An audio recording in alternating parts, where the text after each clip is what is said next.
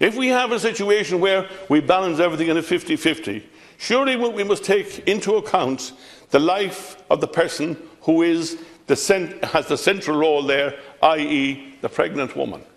Or do we ignore it and say, well, let's wait a little while longer, we'll see how it progresses?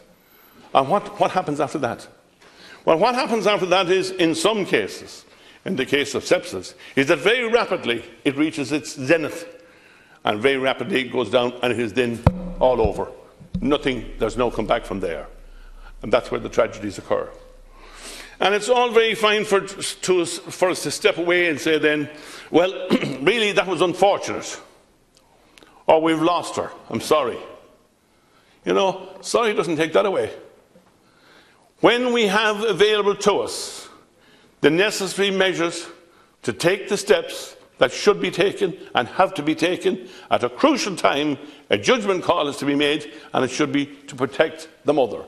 Surely, at this stage in our development, we've got to that juncture. I hope we have. I hope we have. And I hope that the discussions that took place in the committee will be of some benefit to the general public when they come to make their decision.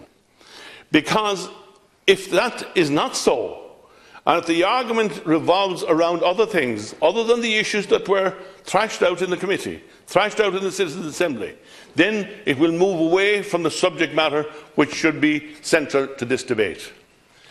I hope that, I sincerely hope that those involved will recognise the necessity to keep the debate on track, to keep it focused on the issues that affected the women of this country over the past millennia.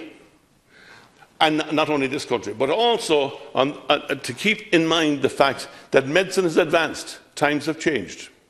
And what was acceptable 30 or 40 years ago is no longer acceptable.